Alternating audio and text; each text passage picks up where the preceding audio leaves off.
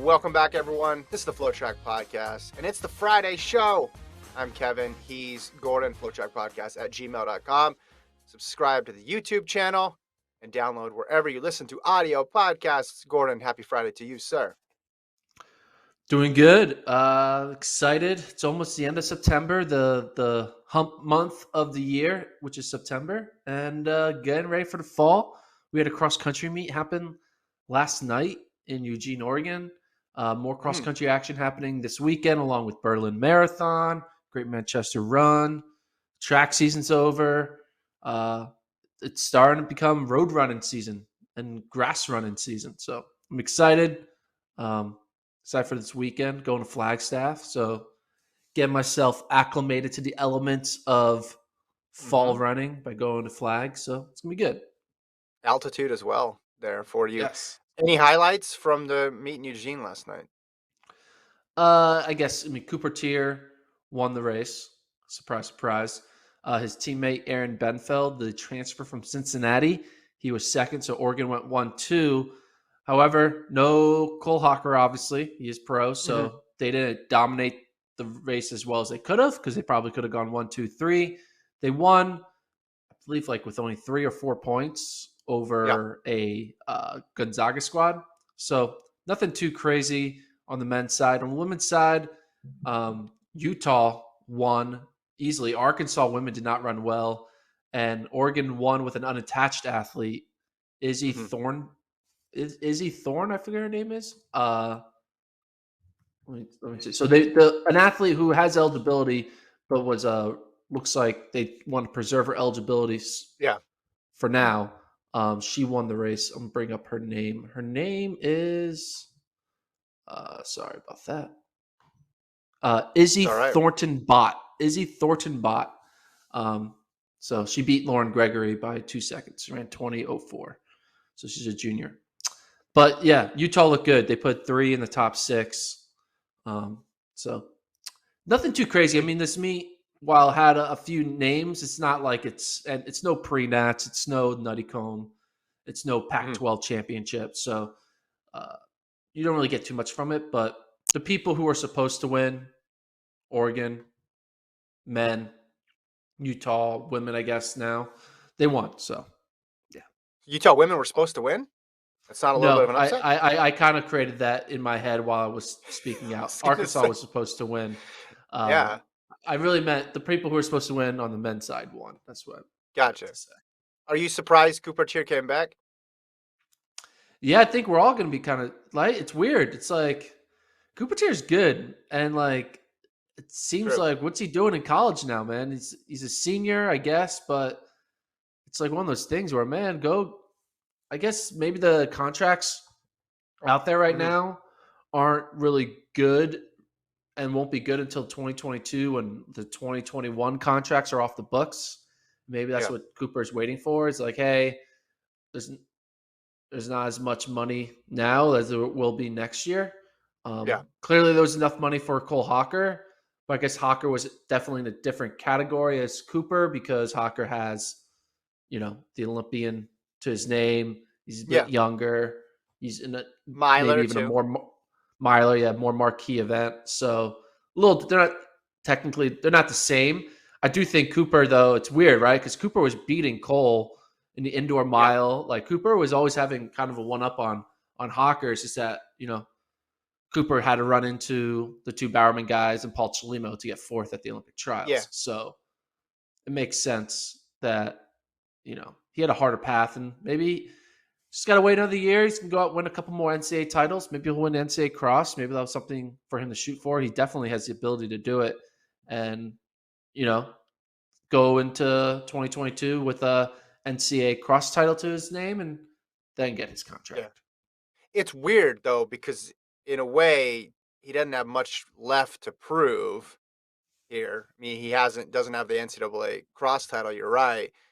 But he's also clearly, from a marketing perspective, a contract perspective, below where Hocker was, just because Hocker had that combination of factors that you spoke about. But yeah, Cooper Teare's a great miler. He just didn't run the 1500 at the trials and ran that 5000, which I thought was the best path forward for him. So he can't really increase his stock that much. And what he has to do to increase his stock is basically win the entire thing, it feels like.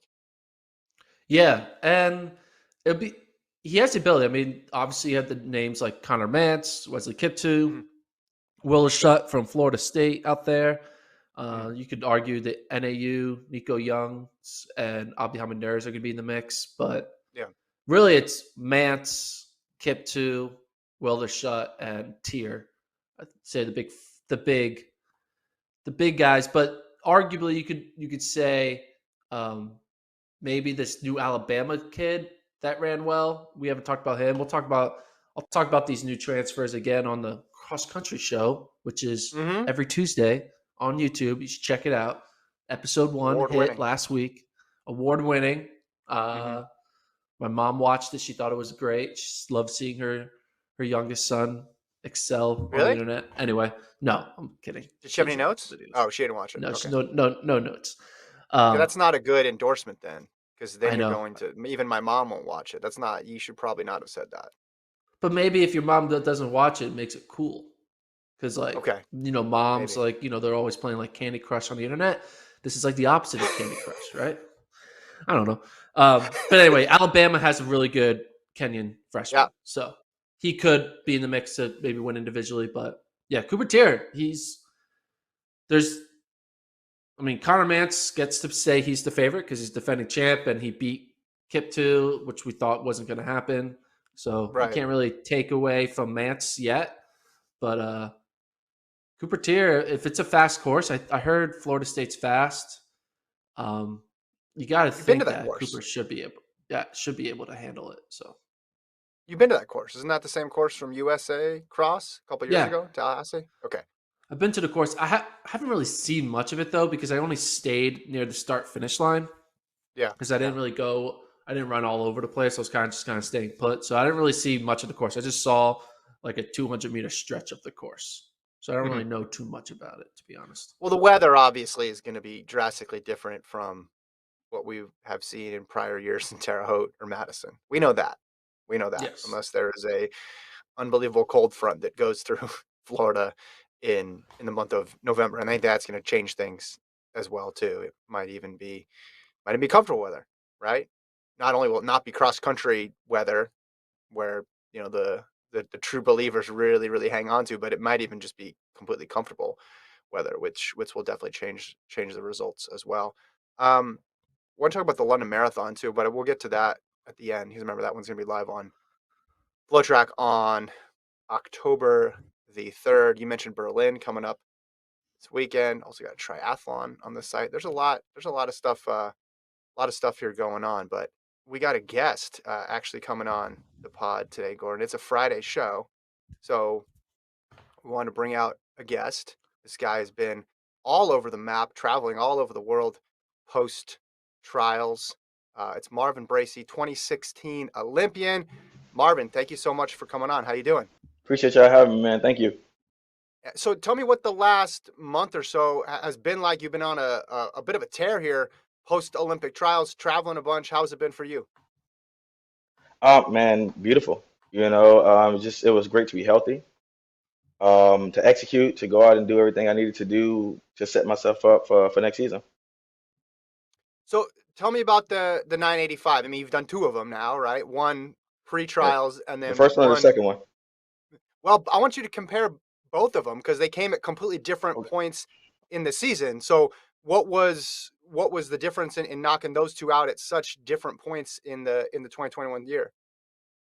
Well, coming into this, training this whole year, I knew I could do it. I knew I could run very fast, especially, after what happened last year, man, it was a bit of a struggle. But the first time going into Miramar, like me and Trey, we train together every day. So he knew what I was capable of. My group knew what I was capable of. It was just about, the opportunity and the preparation meeting itself. And so I went out there, gave it what I had. I had a good prelim, and my coach told me in the back, he was like, "This final is gonna be real nice. Just set it up." So, obviously we run the race, we see the times, and me and him, even after the race, we looking at each other like, "Hey man, that ain't really feel like no 9.8. That ain't really feel like no 9.7." But I mean, I overanalyzed the race. I watched it a bunch of times, and I realized that there was so much I could have did better to run faster. And so, man, it was just about going back to the drawing boards, and then house happens. And I mean, being completely honest, like I was a little bummed out about it, but I was able to get back on that horse and train harder and come back out and run another 985. And then right then and there is when I knew, okay, like it's solidified, like I can do this, like I can be, one of the people on top of the sport. Marvin, when you look at your resume from not really your resume, your career, there's a lot of like gaps in it, notably like from post 2016 all the way up to 2021. One, can you kind of break down like what you were doing over those 3 years and how your time away from the track, whether it was during your football time and or just dealing with an injury, how that has affected you going into this 2021 season and beyond? Man, when I tell you, it's been a journey. So I walked away after the 2016 Olympics.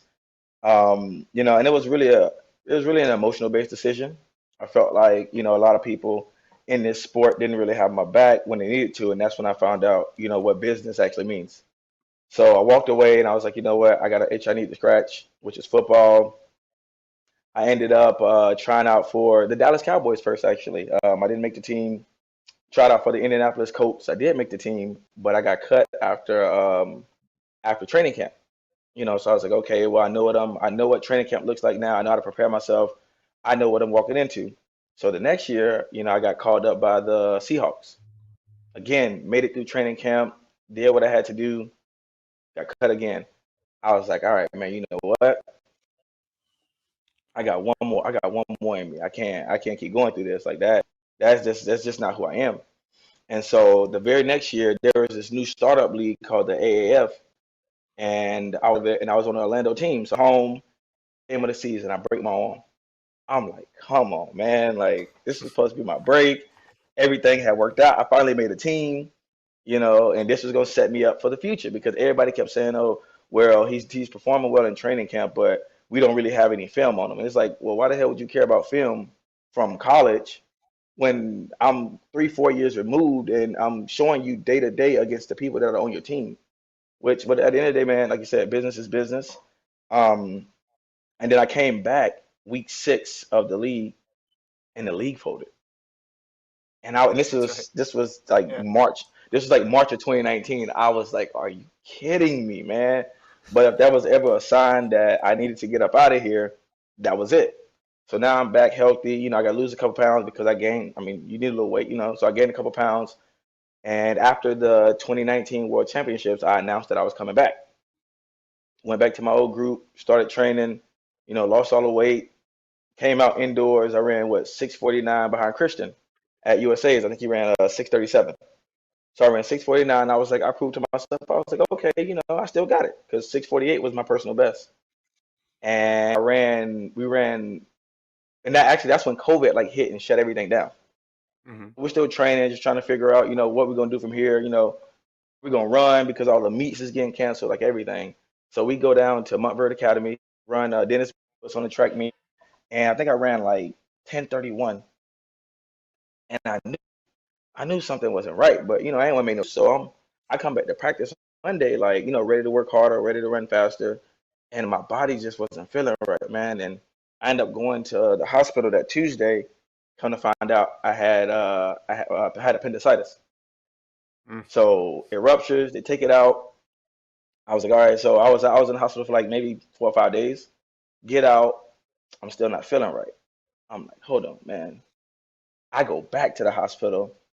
Come to find out they had to do something what was called an exploratory laparotomy. I think that's what it's called. They do that, and come to find out, like I just had some blockage in one of my intestines, and I mean I'm dumbing it down, but it was a serious situation where I had like I was stapled from the top of my belly button to down to my pubic area, and I had to shut my season down. So now all you see is on my record is a 10:31, but I don't really care to explain it because I mean I came back and I ran fast. So my 2020 season was shut down, and then it was about getting started all over again. So it's been a journey. What what was the main reason you wanted to switch, or at least attempt to switch to football for those years? And you were so gun ho on making a football team, even though you had literally just made the Olympics. Like, what was your reasoning for wanting to abandon the next Olympic cycle in pursuit of football? I mean, it was like I said, it was more so emotional based. Like they was kind of putting me in a bind, and they was just playing with me and playing with my money. And so I was like, man, if this is what it's gonna be, I can go and damn near make a practice squad and get more money than this if this is how y'all gonna treat me. But I obviously had, bigger aspirations to, be an NFL star wide receiver. And I had what, and so it was like, it was just believing in myself, man. And if I could, I would do it again. I would believe in myself, and even if it's a mistake, like yes, it's just a mistake that I felt like I had to make. And so I learned from it. It didn't work out, and so now I'm back. You mentioned after 2016, you said people were playing with you and playing with your money, and that's why, okay, hey, you're looking at the NFL. Obviously, a lot more lucrative opportunities there. What was it that went wrong on the financial side in terms of track that was bothering you in 2016? Okay, so basically what happened was it was my last year on my Adidas. I was with Adidas back then. It was my last year on my deal. And I was a three-time indoor USA champion. Yeah, I know people don't overvalue indoors, whatever, whatever. I got an indoor silver medal. I had ran 9 seconds 3, 4 times. You know what I'm saying? I made the Olympic team, you know. And I just felt like, I wasn't asking for $1 million. I was just asking for something better than what I was getting that could have locked me up, for a couple more years in the future to secure my future. And I knew I needed a surgery for a hernia repair, but I didn't say anything because if I say that, then obviously now I'm damaged goods. They don't give me my money. So I didn't, but that's actually why I didn't run the 4x1 at the Olympics. But again, I never said anything. So everybody has their own, perception of what actually might have happened. Was it my performance? Was it this? No, it was an injury that I just didn't speak about because I wanted my money. So at the end of they was like, oh, we're gonna hold you to an option year. Now I ain't the smartest man in the world, but I went back and did some reading and I'm like, man, I don't really see an option year in here. I don't really want that because I'm not gonna be worth a damn in the 2017 season. I knew that. Hmm. So I wanted them to lock me up so that when I do come out and say, this is what it is, ain't really nothing. They can't take back what I already signed. Hmm. So, once that happened, man, I just felt like I said, I just felt like people, on the coaching side, on the agent side, I just felt like everybody was kind of, just not on my side. And it wasn't going to work out in my favor. And I was like, man, I'll just walk away if that's going to be the case. So then you go and you do these tryouts and explain to me how this works. Because I'm assuming, I mean, everybody watches Hard Knocks, right? So they feel like they have an idea about how that tryout process works in the summer. But then once you get cut, what do you do? Are you trying still to stay in shape to get on a team like later on in the year? Are you thinking, hey, maybe I'll go back to the track for indoors? Like, where's your mindset at, and Nah, what are you doing? honestly, man, I wish I thought like that on the latter half. I wish I would have been like, what, I'll still run track in the meantime, just to Mhm. kind of be doing something. But it was like, man, you just stay in shape for and hope a team call you because it can happen like that. Like actually, the Cowboys cut Lucky Whitehead. I was like 5 or 6 weeks post like the hernia surgery. So, but they called me up like, "Hey, we want to try you out, because he's a fast guy. They want another fast guy to replace him." I'm like 5 weeks nervous. I'm like, man, I go in there and do what I could, like 4, 5, and a 40, and they did not like that. So I didn't make the team. They didn't care about nothing else. They was like, man, we good. So then I went back to training. Now I know what these tryouts look like. And so I get called up like a week later by the Indianapolis Colts. I go in, I run a 40. I think I ran like 4.3 something, like 4.35 or something. And right there, they didn't care what else I did. They signed me. So you just try to stay in shape, man, in hopes that a team call you. But the only way they can't really call you is if somebody get injured. So, but you don't, prey on somebody's downfall. So, but them weeks go to flying by, flying by, flying by. And the next thing you know, it's the end of the season. You're like, well, better luck next year. Mm. You running a 985 twice in 2021. Has that gotten the eye of any NFL teams, being like, "Oh, he's still pretty quick." Oh, I'm not gonna lie to you. It wouldn't even matter at this point. It would not. It would not. I have no. I have no more aspirations to play football. Like once I, did what I had to do and showed that, I'm still capable of running fast times on the track. Like it's just no point in going back at this point because that's y'all think track is a political game, and there's a lot of politics in that as well. And I'm not sitting here saying that I was outright better than every guy that walked in that locker room. Now it was, man, I done seen some players, man, like even dudes y'all never heard about. It's some dudes that can play football, especially at the receiver position. But it's just about, man, they go off, experience and where you played at and how long you've been around and stuff like that. So it's like I was always, the last man in, first man out, and it is what it is. So Marvin, big thing in the track and field community. I'm sure you see it on Twitter, track Twitter. The comparison of like football speed and track speed. You see something. You see, Tyreek Hill talk shit on Usain Bolt and back and forth, and basically, the track community always feels disrespected because they don't know what true speed. The rest of the world doesn't know what real fast is. As someone who's been involved in both cultures of being trying out for football, but also knowing true what real speed is by being a 9.8 guy, doing being in the track world. How can we as a podcast kind of elevate the what is wrong with the whole debate? What is right about the whole debate? Like, is there any truth that some football players are actually pretty fast? What's listen? There Yeah. There are some guys that in the NFL had they properly trained for track, maybe could have made something shake, but it's just it's not a debate. Like they just okay, naturally if you take a 100-meter runner off of a track and put him on grass, you run a little slower. That's going to happen just naturally because of the surface. But it's not like he gets slow. It's not like he comes down to like from rare human form to just human form. It's not like guys that run 4.7 will catch him. Like he's still going to beat you by a mile. It's just not going to look like it looks on a track. Now, however, as far as just pure athleticism, they got that. Like that's an athletic sport. Like people, you gotta be a dude out there, man.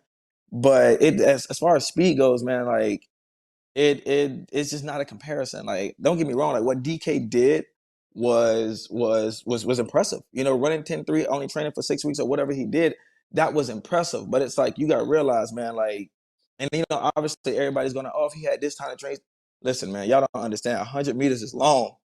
And it's some fast dudes. And might I add, it's no disrespect to the people that were there. But you didn't have a Marvin Bracey. You didn't have a Trayvon Bromell. You didn't have a Christian Coleman, a Ronnie Baker, a Noah Lott. You didn't have those guys in that race. We talk about the 9.7, 9.8 guys. You didn't have those guys. Like I think like 9.9, maybe won the race. Mm-hmm. So we're talking about the top guys in the world. Like, because the first thing they do is they throw out the word, "Oh, he has world-class speed." Y'all don't know what world-class speed is. You sound as frustrated as we are. 10.3 is not world-class speed. Yeah, it's not, because I be just sitting at home, like I be wanting to say something so bad, but it's like y'all don't understand world-class speed. Every breaks open a run. Oh, he made it to 20 miles an hour. Our women they run faster than that. Like that's not world-class speed. But if you put him next to the people in the rest of the world, it's not gonna look as good. I promise you that. Oh, when you were practicing at these football facilities, and you kind of probably had like to your name, oh, he's an Olympian, right? Was there any like conversations about speed among fellow athletes that you were training with and against? Or like, was there any conversation about like, oh, here's Marvin's the track guy on this practice squad? In Seattle, I had it's like my first day of practice because they sign you on like an off day, so that you don't see the rest of the team. So then you come in the next day, you just go through meetings, and now you're just another face and a number. I think my very first play was a one-on-one against Byron Maxwell, and I had Russell Wilson, and he sent me. I had a slant, but they called it a slant, but he sent me on the go route. Ran past him, made him stop running, and everybody's looking at me like, "Hold on." But the twins, Shaquem and Shaquille, they were there. They know me. They're from Florida, so they know who I am, but they don't say nothing. I ran past him, and everybody's like, "Man, what the hell? Who's this guy?" And then it wasn't until like later that day we had a meeting, and before every meeting, they got a basket in the meeting room, and we do 1v1 like shooting competition. So they always put like people's football picture, but they didn't have one for me, so they put my Olympic picture, and then everybody was looking at me like that You makes know. sense. Exactly. So then everybody was looking at me like, oh, okay, now it makes sense why he ran past this man like it was nothing. I want to go back to something you said earlier about you said, hey, you guys think track is political, NFL, football, team sports in general on a different level, because at least with track, there's some objective measures. And yeah, there's going to be debate. Hey, who's on the relay team? Who's off the relay team? Right. Who gets to race it? Prefontaine Classic? Who doesn't get to race at Pre? But like, there's a limit to it, right, Mark? I know I probably struck a nerve there with you about Pre, but like, there's a limit to how political it can be Yeah. in track, because if you keep showing up and you keep running 9.8s, eventually they got to let you run, and eventually you're going to qualify for an Olympic team. Did you Right. did you see it the same way between an individual sport like track and a team sport like football? Oh yeah, yeah. At the end of the day, man, like that pre thing hurt because it was like, bro, like I just felt like it was just some people that shouldn't have been over me. You know, it wasn't one, it was a couple guys. I just felt like that shouldn't have been over me. And it is what it is. You know, they're gonna do what they want to do. That's their track, that's their facility. So I couldn't do nothing but go and continue to do what I did to put, the rest of the world on notice. Like, cause I even got, I didn't get into Brussels. And I'm like, hold on now. All right, now y'all really tripping. But it is what it is because I can only race where I'm welcome. I can only race who shows up. So but it is like you said, man, it is very political in team sports, but out here in an individual sport, like you said, you just got to keep the performances and showing people like, all right, like this is what I'm worth. Like I'm worth a lane. Like just give me an opportunity because you'll never see what I'm capable of until you give me the opportunity. Take me back Marvin, to the trials. I know it wasn't a good experience for you, but I just want to know what you remember about that race, and obviously how it fueled you for post trials. So I'm kind of like a bit of an extremist, meaning like on race day, like I do everything exactly the same, like down to like damn near to the movie I watch, leading up to when I leave for like the track. So I do everything the same. Ate the same things. I prepared the same way. I actually came out a little bit more ready the day of the semis because I'm like, okay, that 10-0 felt kind of easy, like maybe I can go out here and do something. Like I'm not thinking make the team. I'm thinking, win this bitch. Like, that go out there and get it done. And so I came out prepared the same way, looked great in the warm up, and I got out good the first time. The first gun, you remember we had a reshoot, but we had a green card. So I'm like, man, I'm telling myself just do the same things, get out hard, and go. Do the same things, man. At about 15 meters, and it was not the thing is, it wasn't a point tear. It was literally just like a flicker in the lower right side of my hamstring, and I was like, "Are you kidding me?" And I thought about running through it, but I was like, you know what? I ain't gonna do it because I can make it so much worse. So I just stopped, and I mean, truth be told, it hurt, because I felt like I had just as fair a shot as anybody else to make that team. And the crazy part is I was back running in like 4 days. when we look at the men's 100 in the U.S., it's probably the deepest it's been in a long time, especially now going into 2022. You're going to have the return of Coleman. Obviously, you have Bromell there. You have, five guys who've now run 9.8 in 2021, you being one of them. And that's not even including someone like Noah Lyles and Michael Norman, who both have shown they can be fast in the 200. How do you think it's going? How do you think the 100 is going to play out? Obviously, taking yourself out of it, obviously you think you're going to be first, second, or third. Probably you think you're first. But like removing yourself from the equation, what do you think the landscape is like with the Bromell, Baker, Curley, Bednarik, Lyles dynamic? Like who's the top dog right now? That's one thing we're struggling because we thought the top dog was Bromell, but Man, then it's kind of it's Bromell freaky. Like fell off, So who's the listen, top dog man. now? You got. I mean, listen. When the fact remains, man, Fred, the man doing his thing right now. He 100, 200. Shit, he probably running 800 if you ask him to. He's wrecking shop. Like he's winning everything. Like he's winning everything. Like he's Diamond League champ. You know what I'm saying?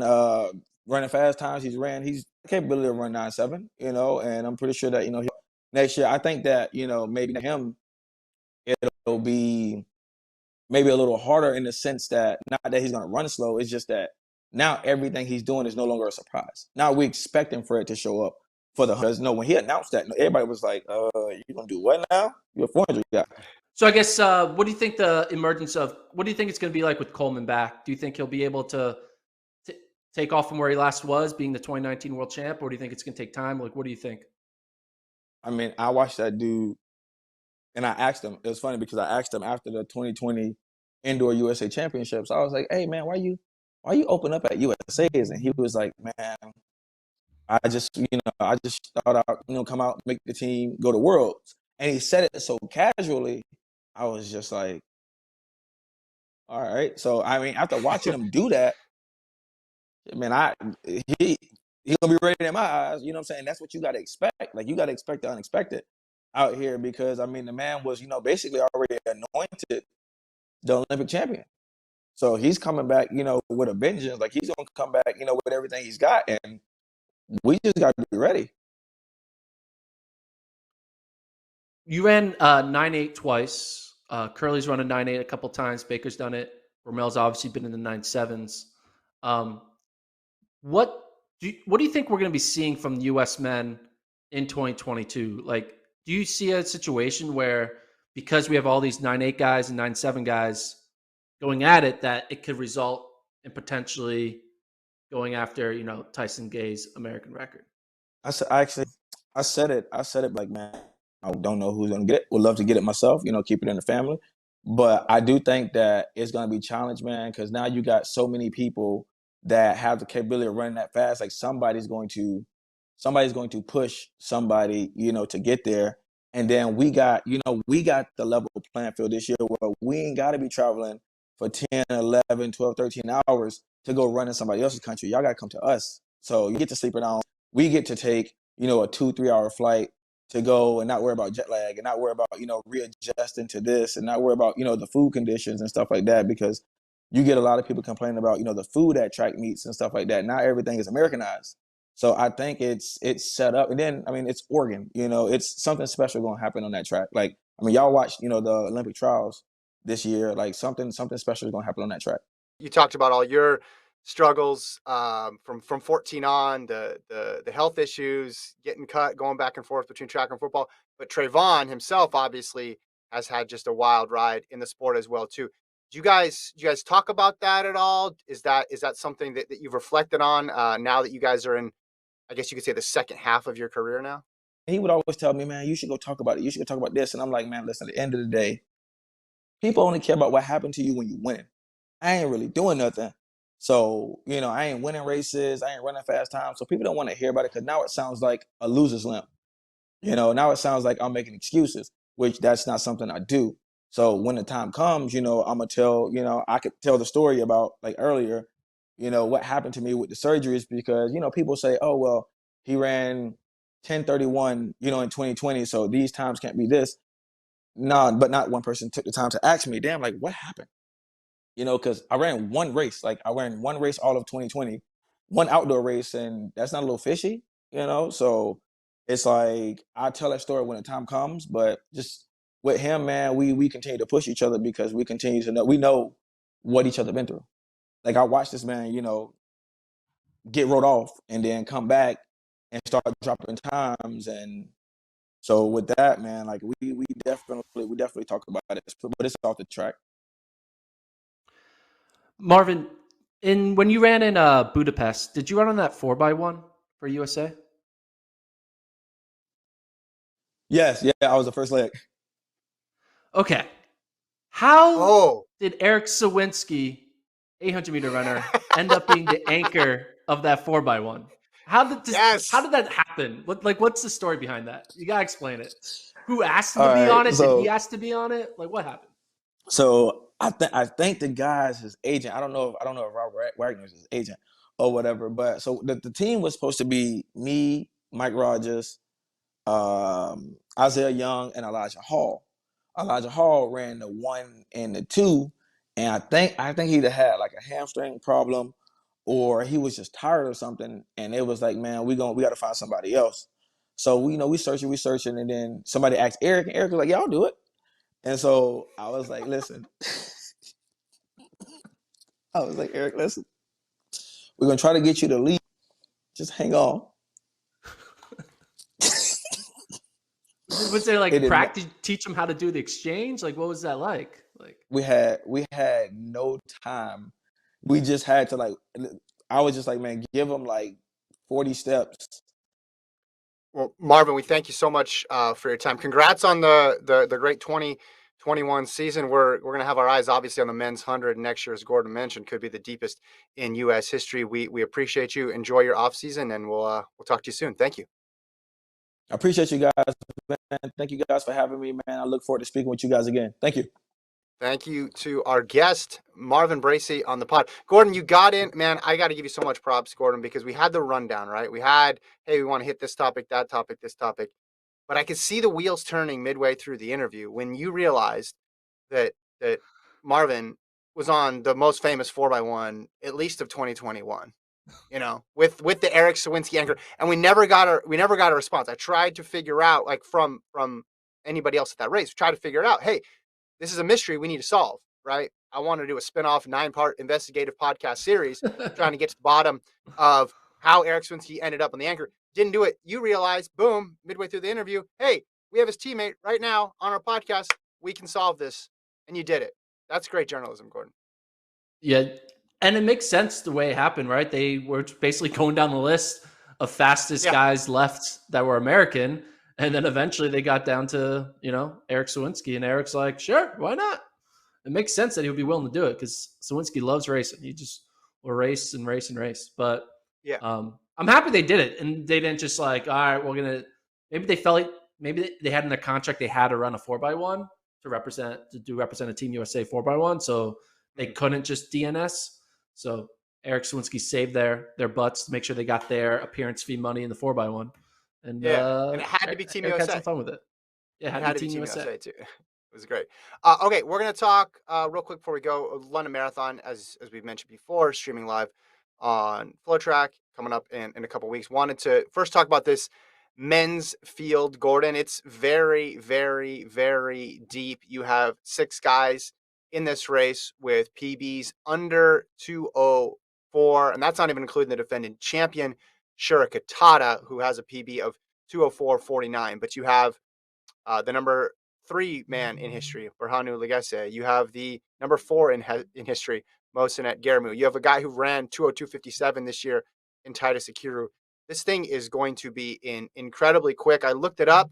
I want to know the stat. Hey, what's the most amount of people that have ever broken that 204 barrier in one meet? Because London could do it, and the record is 4 from Valencia. So we could see that mark go down this year. Maybe 5 guys under 204 in the same race. What are you most looking forward to on the men's side of things here? I think what you just said, right? The depth. That's the story of this race is someone running 203.50 and being 5th in a race. It's like incredible to be that fast, yet that, far back in the results. So I'm excited to see kind of the pack of guys go together and see if they can kind of make history and have what would be a deepest race of all time. I mean, when you have, like you said, 7 guys who've all run in the range of being able to break 204, led by, the 202, the 3 202 guys in Legesse, Guillermo, and Ikuru. It's just like the sky's the limit. And I'm excited to see the depth. I'm excited to see basically racing season's back, right? It's the fall. We haven't had many marathons, obviously, for almost 2 years. We've had a London Marathon, though, on a weird closed course. That was kind of unique during last year. But now it's back to the normal world, back to the regular racing, and it's back to see a lot of these guys run fast times once again, because a lot of their marks are maybe a year old, 2 years old. They kind of want to update that and put together a fast race on London, and I'm excited. Mm-hmm. Yeah, and then outside of Kenya, Ethiopia, you got Johnny Mellor of Great Britain, 210.05. He was 13th in the race last year. Tristan Woodfin of Canada, 210.51, which was his PB in this race last year, which put him in contention for the Canadian Olympic team. Ultimately did not make that team, but but those are two names to watch as well. Perhaps they can get another PB. Now that I know the course is different, but we have to assume that the weather is going to be better. I guess you can never assume anything about weather in London, but last year the conditions were pretty bad. The conditions were pretty bad. Yes, the course was fast on the loop course, but the regular course is fast as well too. So we could see not just that first group of five go incredibly quick, but maybe some PRs farther down the field as well. Um, Women's side of things, go ahead. I was gonna say, how do you think those other? Obviously, we have that big group up front who are all in the Yeah. 205 range, 204 potentially. How do you think these 210 runners, notably, the top British athlete, the top Canadian athlete, Meller and Woodfine, approach this race knowing they may not be ready to run 203? I don't think they're ready for a 7-minute PB, Yeah. but they are probably looking to break 210, run into maybe a 208, 209, because Yeah. this is a fast course. So how do you think these non top tier athletes are going to focus to kind of still put together a good race? Yeah, I think they got to work together, right? They got to collaborate, and there'll probably be another pace group at least initially, and then they got to find each other on the back half and find some people who are falling off that 203 pace later on, and have folks to chase. I mean, this is the situation that a lot of Americans are in right now on the men's side. That 210 barrier is just sitting there. Hey, is this going to be the race where it happens? And you put together these really, really loaded fields, there's going to be some drop off there. There's going to be people who come back to earth in the second half, and those are passable people because they are now positive splitting, and ideally the other folks are either negative splitting or at least maintain the pace. But yeah, they're going to have to find each other out there, and I think that they can. I think that they can do it. I think 2020's race was obviously to the benefit of some people because they like that loop course or just were having a great day. But I don't think there's any reason why they can't improve off of those marks. But you don't have Kipchoge in there to sort of drag everything along, right? But you make up for that in just sheer depth because there's been fast London marathons before. Obviously, the year Kipchoge went 202, he brought people along with him, but that it kind of dropped off, and then you went 202 high to all the way to 205 basically, right? Or so this year I think you have an opportunity where you're going to have more people. um you could have more people 205, you could have more people even 20 204.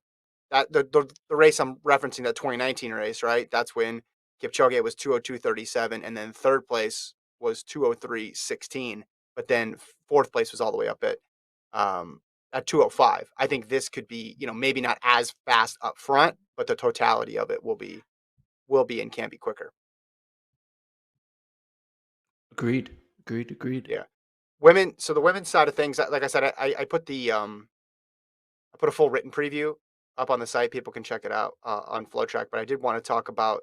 Um, we talked about Kosgei before. Bridget Kosgei, world record holder. She's the favorite coming in, silver medal at the Olympics. Gonna have a quick turnaround. But Jocelyn Jepkosgei, I think, is a name to watch from Kenya. This is just her third marathon, Gordon. Her other two races went really well. One, New York City, which is a challenging hilly course. Second in Valencia, which is more in line with what you'll see in London in terms of flat and fast. She's the former world record holder in the half marathon. She's had a proper buildup, which sets her apart from all the other contenders. She won the Berlin half at the end of August, but she didn't run in the Olympics. And you go down through the line of other competitors, they range all the way from Kosgei, who got silver, to some folks who dropped out. And you can say, all right, well, they dropped out. How much energy did they really expend? Well, they at least prepped for that race, and that race was only 8 weeks ago. So I think Jeb Kosgei is a name to watch. It's going to be tough to beat Kosgei, obviously, but I think her 218 PB is very, very likely to go down in this race. And I think with the right setup, she can get this victory. And I think out of everybody else, even though there's people with better PRs and a longer marathon history, she might actually be best positioned to win just because of how the last few months have gone, Gordon. Yeah, I feel like she's going to be a kind of a test for all these major marathons that are so close to the Olympics to see if that there is that advantage. If there is that advantage to not having to prepare for an August marathon in the Olympics in a different country. You're flying, you're quarantining, all that stuff takes away time and energy beyond just the 26 miles that you have to run. And if she's kind of a poster child for you get better, you have more success if you kind of get to approach the marathon in a normal way as opposed to quick turnarounds, which a lot of these athletes are doing because of the unique condensed marathon schedule. So she could be one of those athletes who benefits greatly from the situation that we're in, and that the benefiting from the situation she has, but she also has the talent. Don't get me wrong, Yeah, right? yeah. She's former It's world both. record It's both. holder in the half, so it's a combination of both. When you put those two things together, maybe she should be the betting favorite. When all is said and done, based on the multiple factors. Mm-hmm. Like we mentioned, this race, October 3rd, Sunday. Check it out live on FloTrack. I'm going to be waking up early. I'm going to be doing a live watch party. It'll be on YouTube. Gordon will not be there because he'll be out of town on assignment doing some very important work for the website. So I will have a special guest joining me, who I will announce next week. And we're going to talk through the entire marathon, just like Lincoln and I did through the Olympics for the men and women. So it'll be exciting. But the only difference is I'm probably staying up now that I think about it.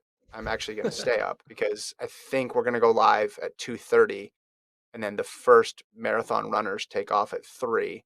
So we're basically going to go like 2:30 to 5:30 or something like that for both the races, maybe even go all the way to 6. And then, as I told you before, I'm going to go home, try to sleep, because then we're celebrating my son's birthday party is that day at 11 a.m. So please send your prayers my way. That's going to be a rough Sunday for Kevin. I'm excited. So tune in. I think I'm more excited. Tune in, please.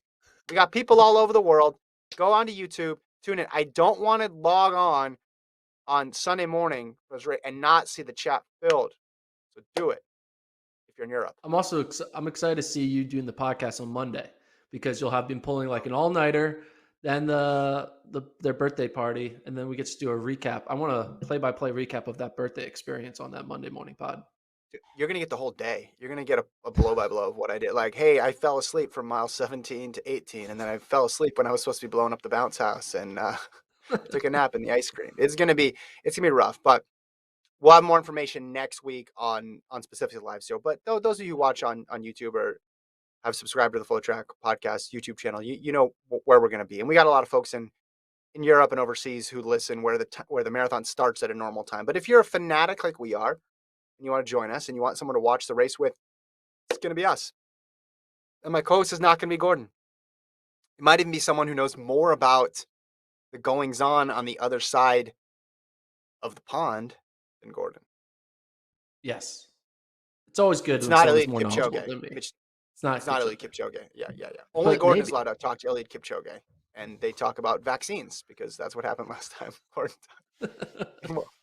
I was a representative of the U.S. Yeah. Hey, you're the spokesperson. So Monday we won't be live on YouTube, but we'll have another pod, and then we'll be back live hopefully on Wednesday. Thanks for bearing with us, the live people. We love you. We'll be back to talk to you in the chat. I don't even know if you're listening to this now because maybe you only watch live. Thanks to Marvin Bracey. Thanks to Colt. Have a good weekend, everyone. We'll see you Monday.